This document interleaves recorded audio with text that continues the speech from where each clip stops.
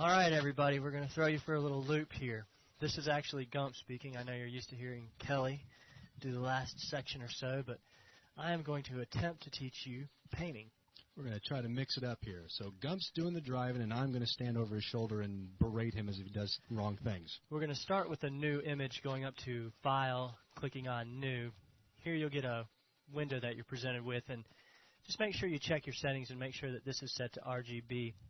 Of course, Kelly earlier has gone over the width, the height, and the resolution, but I am going to choose RGB here.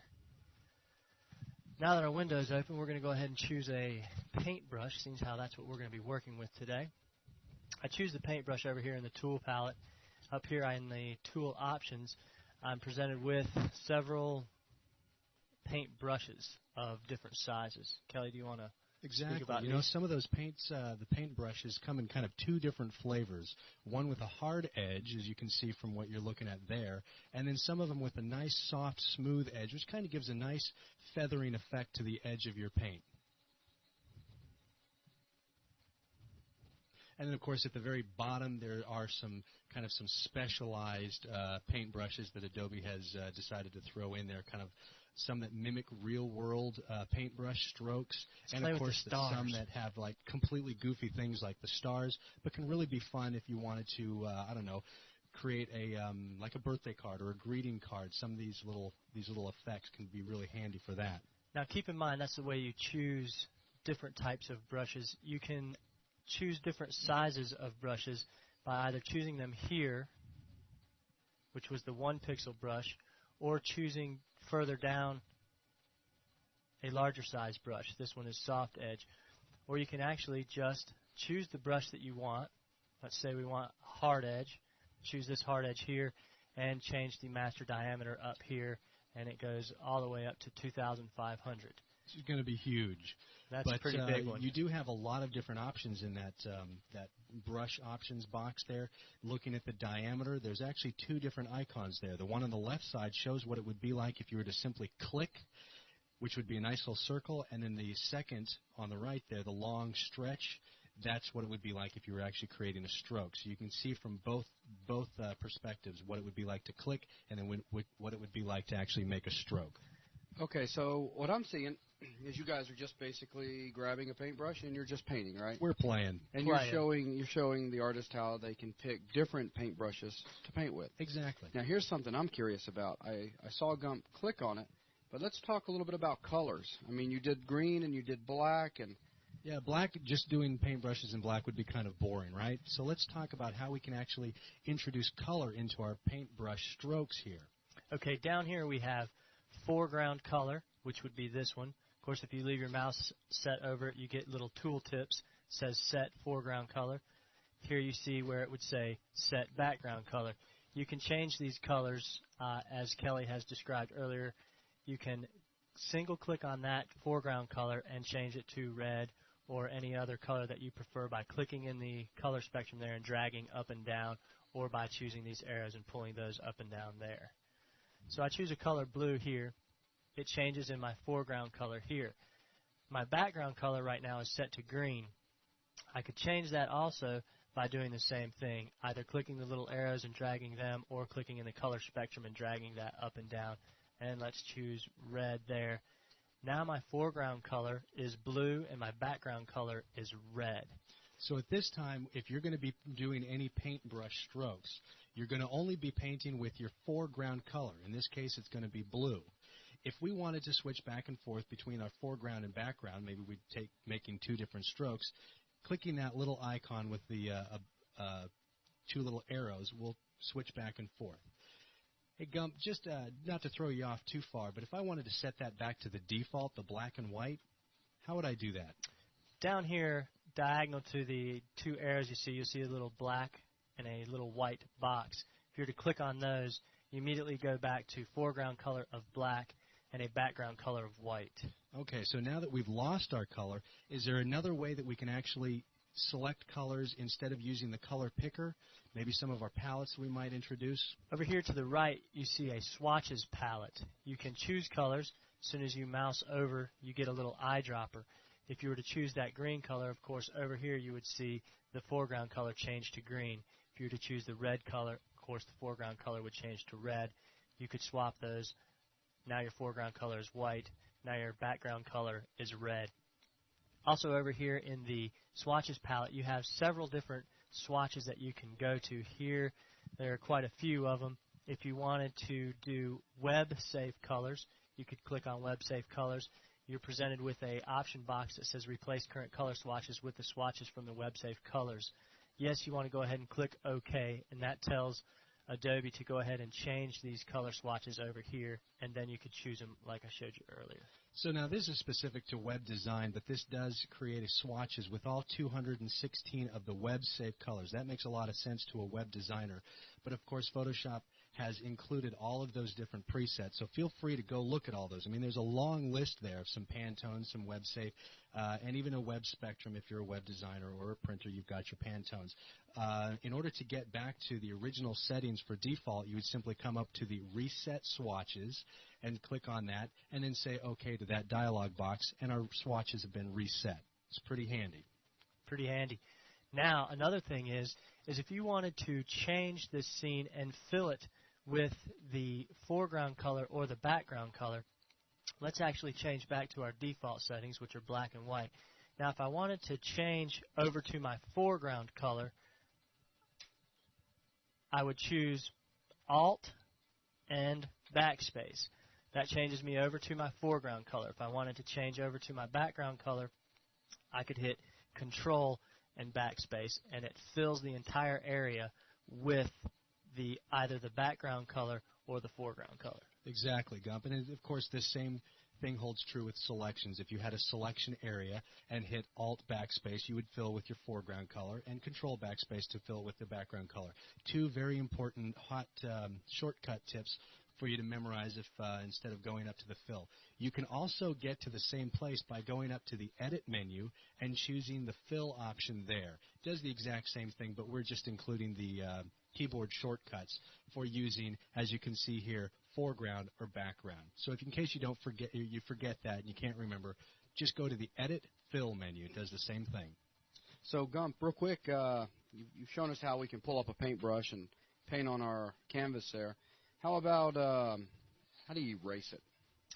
All right, let's say that I had made a stroke on a canvas that I was painting on.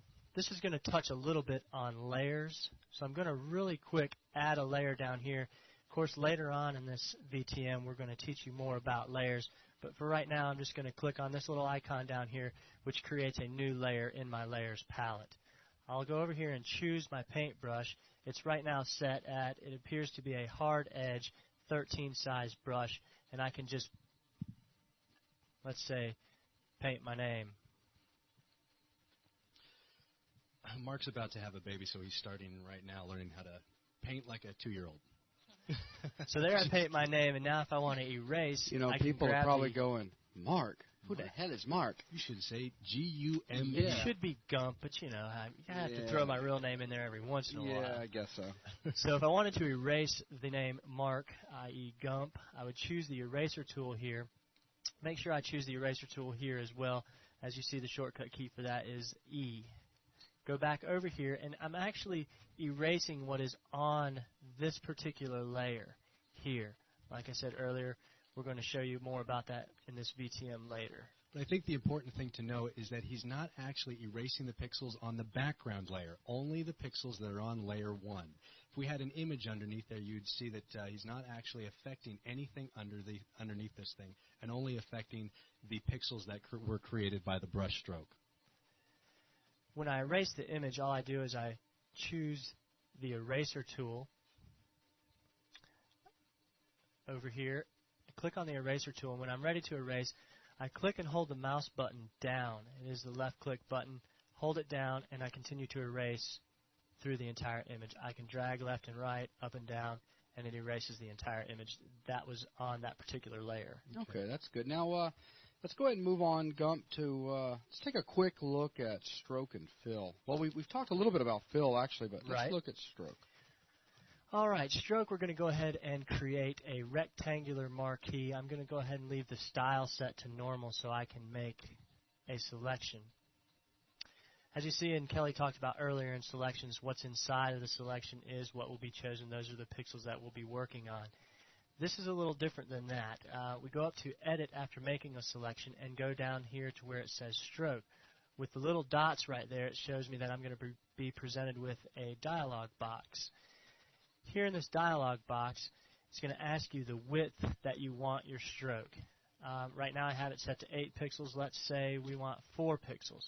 I can change the color of the stroke here by double-clicking on the color box there and choosing, just like we do in the other color palettes, choosing colors here by dragging inside the color spectrum, or choosing the triangles here and dragging those, and of course sliding through here, choosing a color. Let's choose a bright green or a dark red. How about that? Dark red. Let's try a dark red. Yeah. And clicking OK. Now I have a stroke width of 4, and my color is going to be kind of a maroon dark red. Down here you see where it says location. You have inside, center, or outside. If I were to choose inside, my stroke would be on the inside of the selection here. If I were to choose center, I would get 2 pixels to the left and 2 pixels to the right of this particular selection all the way around.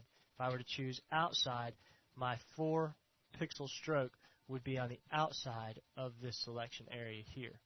Of course, we'll be getting into modes later in this lesson. You can choose several different modes. Right, right. Yeah, the modes will definitely come in place when we talk about layers in the next section, but we wanted to open up this menu just so you have an idea of how many different types of modes there are. But certainly for the stroke, using the inside, center, and outside. In this case, what do you want to use? Let's try center. Okay. That's going to give me 2 pixels to the left and 2 pixels to the right. So we do have a 4 pixel color maroon, and I'm going to go ahead and click OK, and that's going to give me a stroke value there. I'm going to go ahead and deselect that so you can see exactly what we're doing there. So in case you had an image that needed a border around the outside, there you go, or even a border on the inside, this is a really handy way of creating a box. Sure There's is. lots of different ways you can create this, but the stroke is an easy way to get to the results that you want. Now, of course, Gump is erasing his very difficult made box. It was a hard box to make there, I guess so. All right, now that we've looked at stroke, let's go ahead and look at the paint bucket for a minute. The paint bucket tool. Hey, Gump, if I could interrupt you for just a second. All right. One thing I did forget to mention is when we're going to talk about filling with the paint bucket, there's one more way that we can actually select colors that I'd really like these guys to also understand. Okay. We've talked about the color picker, which is single-clicking inside the foreground or background. We've talked a bit about the swatches and how we can actually introduce more swatches and change those, but we haven't actually talked about the color palette. I wonder if we could kind of look at just a third way that we can introduce colors, maybe in this section for the paintbrush. All right, so let's make a little marquee selection here. And let's say, you can choose a color here and do it like we were doing earlier. You can get it from the swatches area. Kelly wants to know about the color area here. If you wanted to set values, if you knew the particular value, of course, 255, 255, and 255 is going to give us a value of white. So what we're doing here is we're adding a bunch of red, a bunch of green, and a bunch of blue. We're maxing out the values of all of those, which will give us white. Right. And if we subtract all the values of red, green, and blue to 0, 0, 0, we've got black. Right. So we can make any tint, any hue, any spectrum color in between those by modifying these numbers, or like Gump is indicating here, these little sliders on the side here, pumping them around, pushing them up and down. You can see that the little swatch there changes colors, which also is adding a color to our foreground color on the left side of the screen. Good. So we think we've introduced 3 ways of actually doing colors. Now, Gump, let's get back to that paint bucket tool. Now that we've got a color chosen and have used our color palette here, over here beneath the 2 tools beneath the paintbrush tool, you're going to see the gradient tool. I'm actually going to go and click on that. You see, once you click on the little arrow and hold your mouse button down, you have 2 tools in there, the gradient tool and the paint bucket tool. We're going to go ahead and choose the paint bucket tool. Once I choose the paint bucket tool and click inside my selection, it's a really fast way to fill that selection with a solid color. That's pretty simple.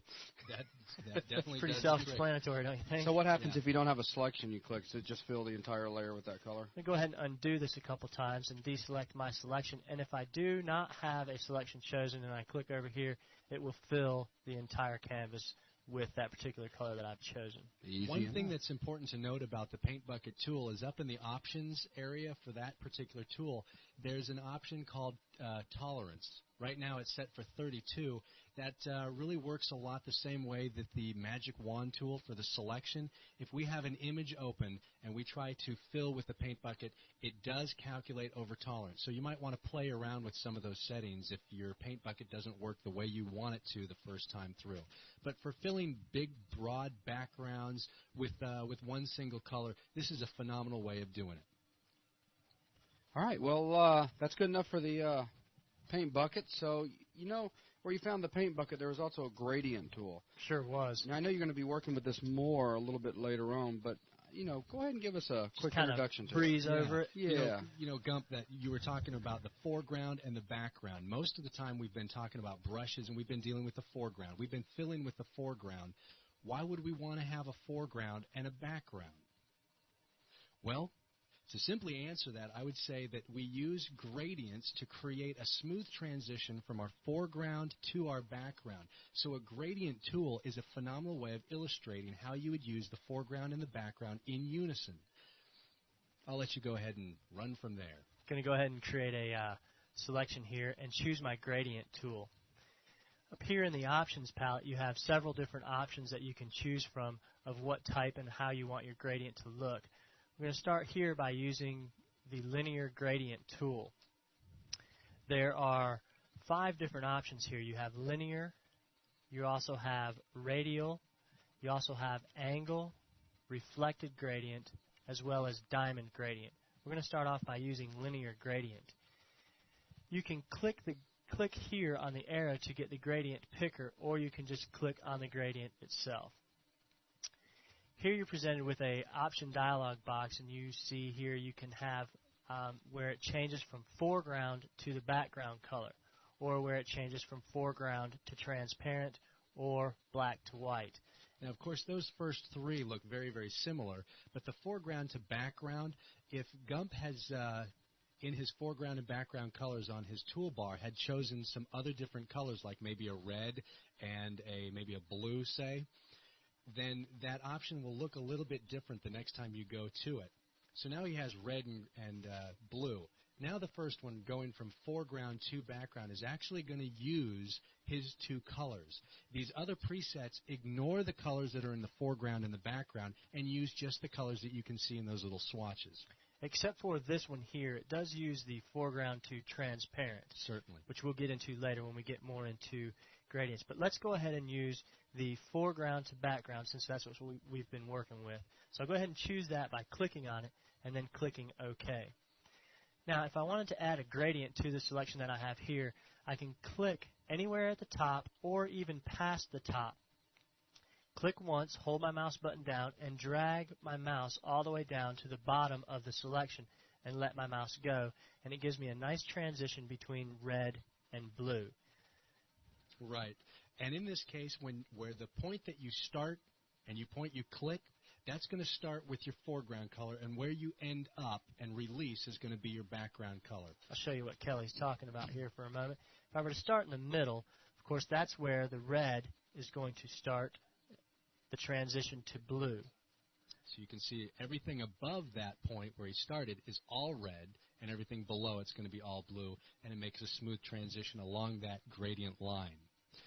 Also, another thing that you can do with this linear tool is if you want to make sure that you've got this is specifically for the linear, if you want to make a perfectly horizontal or a perfectly vertical gradient, you can hold down your Shift key at the same time that you're creating this gradient, and it will constrain it to those either horizontal or vertical aspects, just like that. I'm going to show them the radial. Go for the radial. That's a fun one. We're going to choose the radial up here. Let's change the colors. What kind of colors do you want to go for? Something really wild and wacky, like maybe green and yellow. Whoa. Whoa. I don't know if you can get more funky. Kelly's choosing these colors, folks. All right, there we have green and yellow, and we've chosen the radial gradient here. If you choose somewhere in the middle of your selection and just pull outwards, of course you can shift to constrain that, or you can just drag it any which way you like just by clicking your mouse and letting it go wherever you like. It'll actually create a gradient that's in a radial pattern starting from the foreground in the middle and radiating from outwards to transition into the background. Wow, we have a little window that's popped up here. We could add new gradients and stuff of that nature. We'll get into that later. Let's see if we can't get rid of that thing. There you go. Hide that. Hide that for just a second. All right, for a gradient, I think that's pretty good for introduction VTM. Like I said, I know you're going to be getting into it a little bit more later on when we start getting into some of the more advanced things. Let's go ahead and let's look at something interesting, Gump. Let's take a look at the clone tool. Let's use the cowboy scene. I think that'd be pretty cool if you remove some items out of that scene. This is one of my favorite little tools here. Now, Gump has gotten pretty proficient at using this clone tool, folks. The clone tool's major purpose in life is cloning. Now, what does cloning mean? Is to actually take pixels out of one part of our image and place them into another part of our image. It's a little bit difficult to use at first. It takes a little practice, but Gump here is the master of the clone tool, so I'm going to let him explain exactly what's going on with that. First of all, I'm going to choose the clone tool over here. As you've noticed, there are two tools in this option area. I have the clone stamp tool and the pattern stamp tool. We're going to get to the pattern stamp tool here shortly. But let's start out with the clone stamp tool. It's actually pretty fun. So with this scene, I see a door, a cowboy hat, cowboy jacket, and some boots. What do you guys want to do? And maybe you want to get rid of something or add something? Let's go for something interesting. I want you to take the coat out. I want you to move the hat down so that it's on the same hook that that coat would have been on. All right. So what I'm going to do is I've chosen the clone tool. Now here we're going to pick a spot of the image where we want to sample from. Buzz wants us to remove the coat out of the scene. So I want to sample just below the coat and hit my Alt key. I'm presented with this little target icon. There you go. Let's try that. Presented with this little target icon as soon as I hit the Alt key. Then I'm going to click one time with the left mouse button. When you do that, what's it doing when you're clicking with that button? Well, it's pretty much telling Adobe that this is what pixels I want you to sample so that when I move up and start painting, you're going to start painting from here. I gotcha. So now that I've sampled that area right there, I want to pretty much move straight up so that I don't lose my line there and begin painting right here. Now you'll notice as soon as I click the left mouse button down to start painting, I get this little crosshair there. I myself look at the crosshair and watch what it's doing while I'm painting so I can see exactly what's going on and where I'm painting. Some people prefer to look at the circle while they're actually painting. I prefer to look at the crosshair there. Exactly, because if you're not paying attention to your crosshair, eventually you'll run into the existing image that you're trying to paint out, and you'll start duplicating right over what you've just taken out. But look at that. That is very precise, fantastic mastery of the tool there, Gump. And you're actually taking that jacket right out. This clone tool, as he's working on this clone tool is a photo retoucher's best friend. You can take out anything out of an image that you want to. Like, let's say if you have a picture of a street scene and you need to take out a wire that's hanging in the wrong place and detracting from your overall scene, well, just use your clone tool, sample from another area in your scene, and remove any wires, any telephone poles, entire cars, you know what? The next time you go to a family reunion and you take a picture and you want to take old Uncle Jimbo Bob out of the image, take your clone tool and just wipe him straight out as he never existed. It's fantastic for that kind of stuff. So Gump now is removing his entire coat. I do want you to notice one thing, though, Kelly. When you click down here and I sampled down here by hitting the Alt key and clicking one time, and then I started to paint up here. If you notice, the crosshairs stay the same distance away from where I'm painting. Now, this can kind of goof you up in the long run. Take, for example, if I started to clone these boots, let's say I choose these boots here, and I started to paint up here. Okay, well, there you see my boots in the circle, and you can almost see the crosshair there, but if I keep moving up, I end up getting the wall. Right. And I don't get, if you look at where the crosshair is, I don't start getting the boots again. Just wanted you to keep that in mind, that it can cause some problems in the long run, and you just have to be really careful using the clone tool. Exactly. I think the thing to stress also is this tool does take some practice to get used to, and how its little nuances actually work. So let's move this hat down. I'm going to go ahead and hit Alt again, single click to sample where the hat's at, and we're going to move it down to where the coat used to be. Now again, this is a reason why I am watching my crosshair so that I can drag it along the side of that hat and pretty much get the entire hat into the scene. Now that I've created a hat down there, we want to go ahead and get rid of this hat up here. So let's sample above the hat, drag straight down, and take the hat out. You can see I did what I was just telling everybody that is a complication there. You start duplicating the hat over and over again if your tool is too close to where you had sampled from. Right. So it does take a little while to master.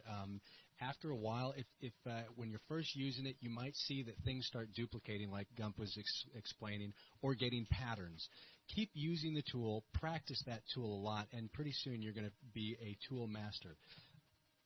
Now I want to challenge you here on this, Gump, for a minute. Shoot. Clean that up for me, because that looks horrible. Looks pretty rough, doesn't it? Yeah. In fact, yeah, you might want to lighten the whole thing. Then we can show some new tools on how we can kind of fix that up a little bit. You know what would be a really good idea to see where that lightened area above the hat is? Mm-hmm. There's two tools that would help you lighten up a part of an image and darken a part of an image. Those are the dodge and burn tools. The dodge and burn tool is actually a throwback to the old days of dark rooms, where photographers used little pieces of sticks with pieces of paper on it to dodge light away from the emulsion paper. While Gump is cleaning this up a little bit more here, then he might switch over to the dodge and burn tool and kind of illustrate that a little bit more. But, don't let me rush you. Just keep doing what you're going to do there. The dodge tool is actually going to lighten things up a little bit. If I wanted to lighten the wall up here or lighten the door up over here, I would choose the dodge tool and just kind of go over that area just a little bit. I have options. I would pick on the area that looks bad. This area over here. That's just me. That's a pretty rough area. So as you see, as he's painting down on those darkened areas, as he goes over and over and over, it's actually brightening up those pixels in that area. Now, up in the options area, you see that there is an exposure. It's set pretty low right now, which is a good thing if you want to use this tool. Setting it at a high exposure quickly darkens or lightens things up. So he's got a really good level for exposure, somewhere around 20%, so that he can slowly brighten up the image over time. Up here in the exposure area, too, you can either use the slider or you can just type a value in that you want instead of using the slider. The burn tool will darken areas. If you've come through here and gotten too light in some of the areas, you can start to darken those areas up. And this is a fantastic example on a black and white image of showing how to darken up an area and how to lighten up an area. Another photo retouching tool of choice. I see my area over here got kind of pretty beat up by the clone tool. Like I said, you have to really watch what you're doing with the clone tool and check your distances when you sample areas. But overall, I think you did a fantastic job, Gump. We've showed that the clone tool can be used to remove objects from your scene, and it can be used to add objects to your scene. What do you guys want to see now? Clean that up more. Looks pretty rough, huh? Yes. Just remember, folks, even though we're being instructors right now, we are still both students, and Buzz is looking over both of our shoulders. Yes. We're learning with you. So how would you go about going in there, Gump, and fixing up around that hat some? This hat on this side or this side of the hat? Well, all All of the above? Yeah, pretty much all sides. First of all, I'd probably take the There you go. diameter of my brush down a little bit, since how it is pretty big. I want to make sure it can fit in between this area right here. Did you do any kind of that fancy control zoom in so that you can work a little bit closer with? You do that little fancy tool that Kelly showed us a little while ago, that marquee selection with the zoom tool, and really get in there. It does kind of cause a little problem with selecting for my clone tool, but I can go up here and click Alt, let's say about right here in the shadow. Yeah, that looks good. Let's try that right there. So I've Alt-clicked there. Now I want to sample about right there to clean this area up. Now you're talking. That looks nice. Now I'm feeling a little bit happier. Wow. Not bad, not Straightens bad. it right up. Go down just a little bit, get that little smudge out. Yeah, right in there. Good, good, good. Okay. How's that? Making me happier now. There's your hat. Now the trick is also with the clone tool, you can see that when he's doing it, you can barely see any kind of edge.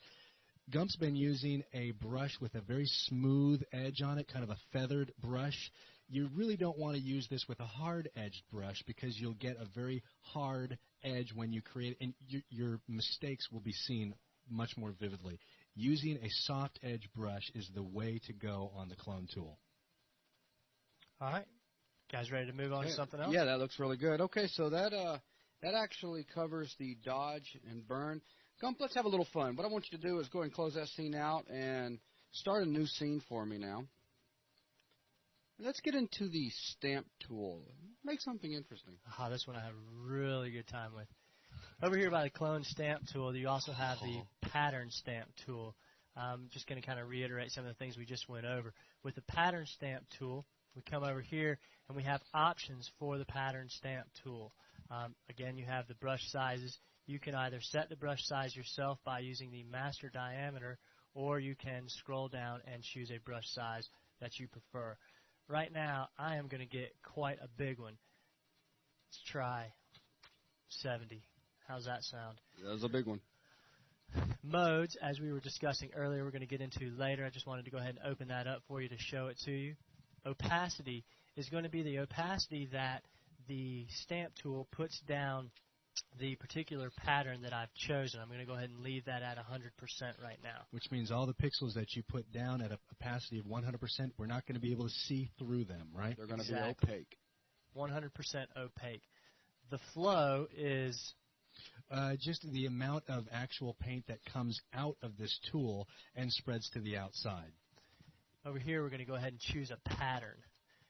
I like the bubbles myself, guys. What do you guys think? Bubbly kind of guy. All right. You're the bubble master. Let's choose the bubbles here in the pattern area. Now, actually, one quick thing. Photoshop has a number of different preset patterns, but that doesn't mean that you're constrained to just those. You can create your own, and we'll be showing you how to do that later on. Right. And they do have quite an abundance of different patterns down here that you can choose from. If you want to go ahead and play with those, you're more than welcome to. We're going to choose the bubble pattern right now, though. And I did choose a semi-large paintbrush there. And all I did was I clicked over here to the left one time, and I started dragging to the right. And it repeats that pattern over and over again throughout my image. Now, if I really want to get it done, I can crank the size of that brush up. Oh, my goodness. Come through here and put my pattern down. But it's a nice way to make a background that's tiled and repeating. Some websites look kind of like this on their background. I wouldn't suggest it, but Gump's website would. Oh, of course. It's an awesome background. I would use it time and time again. There's different patterns like I was telling you about. You can choose these over here. Let's kind of play around and see what the nature patterns are all about here. Oh, looks like we might have some flowers, guys. Oh, no. How's that? Look at there. Daisies. All right. And it's nice that it's making a smooth transition from the bubbles into the daisies. That's horrifying, but quaint. So that is the stamp tool, ladies and gentlemen. And let's see.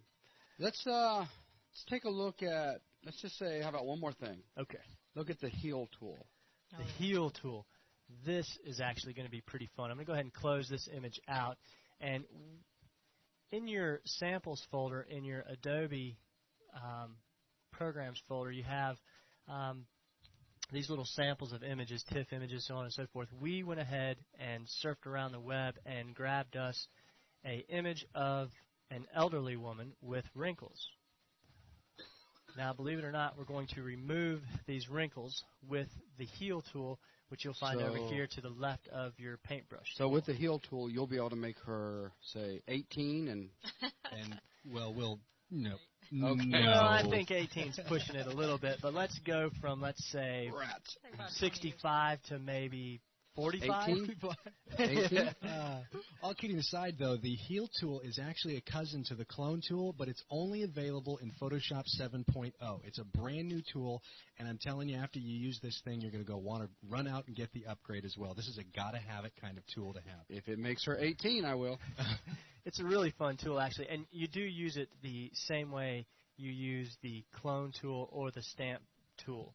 If you're going to sample an area, let's say, actually, let's crank up my diameter size there to a round number of 30. Let's say I want to sample this area here. If I click Alt, it starts to sample the area there, and if I move over here, I want to remove these wrinkles right there.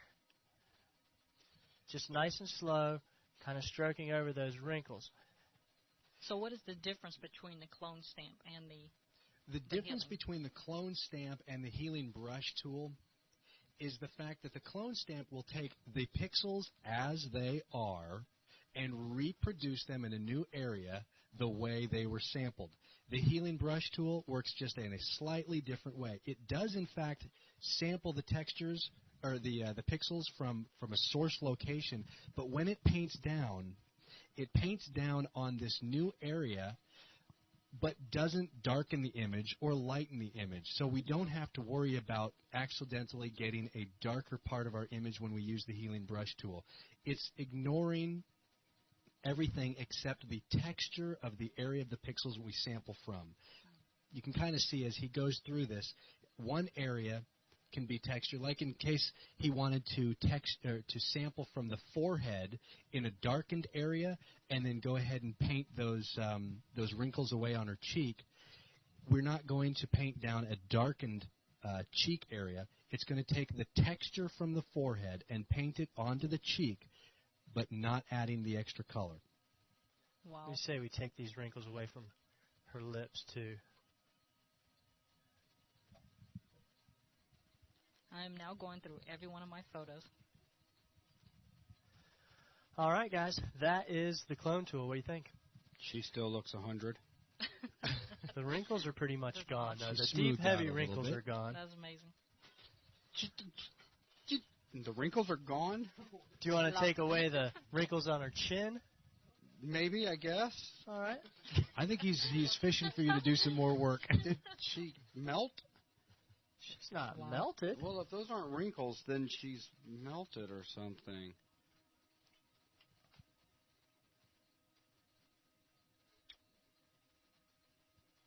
Putting scales on her chin. She has scales. It does tend to use the pixels over in the area of the crosshairs and replaces the texture of the area with the circular paintbrush over where you're painting.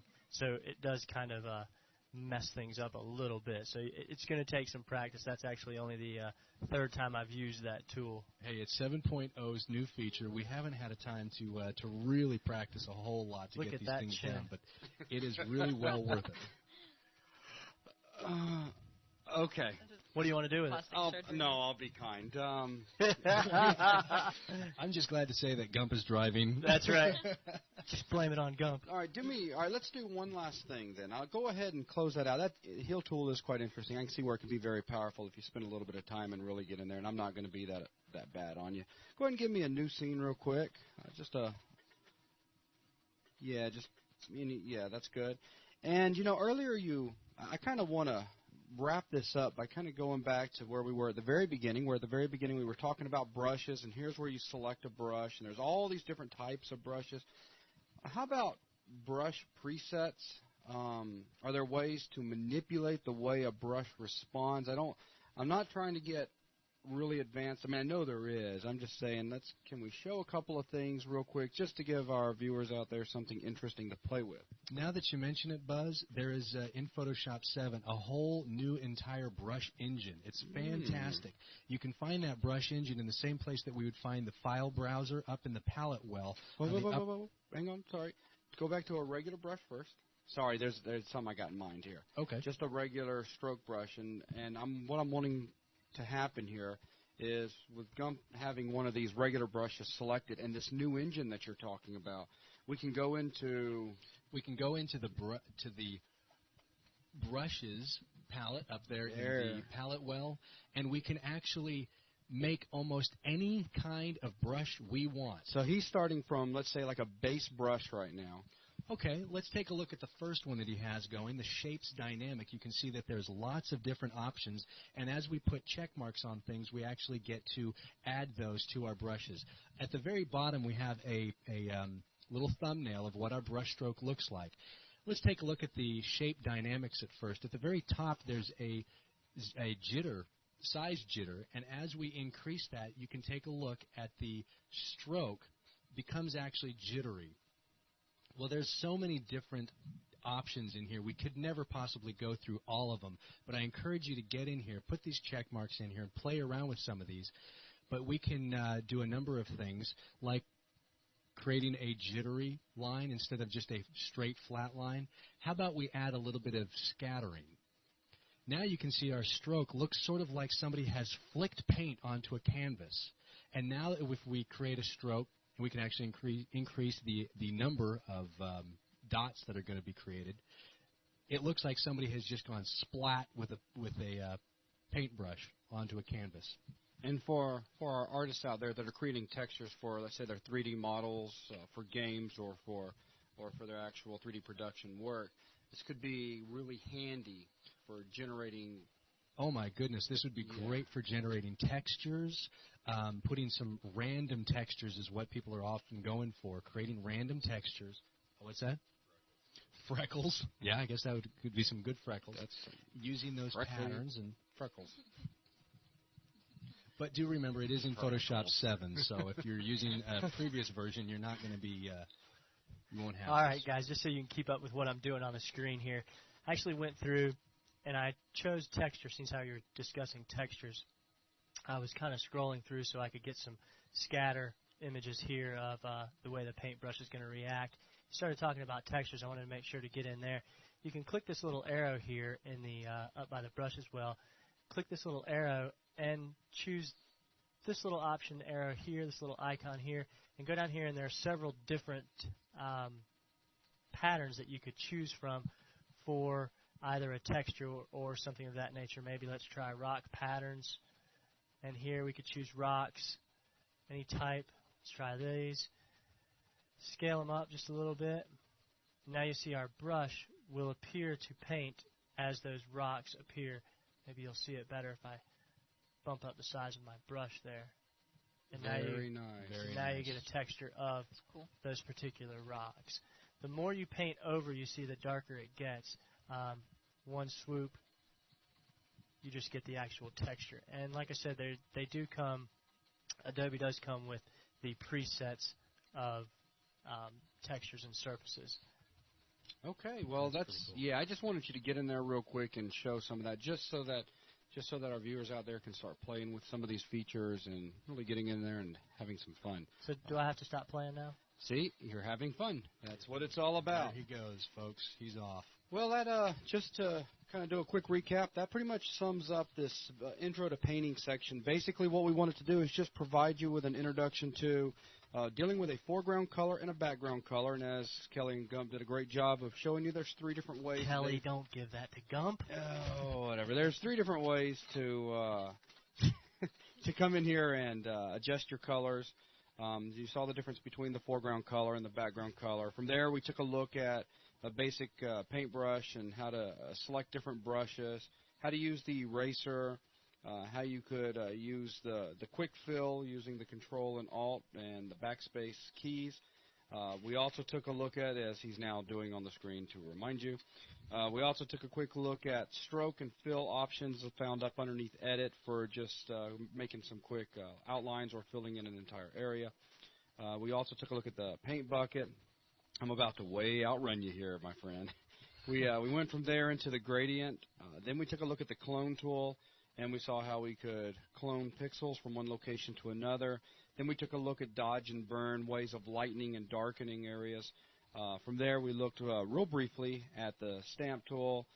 Then we looked at the heal tool, and then we finally ended up with the going back to brushes and talking about the new brush engine and ways of coming in here, as Gump's now showing, and adjusting different settings and all to give you different textured looks or non-textured looks, but with a different feel to the brush itself.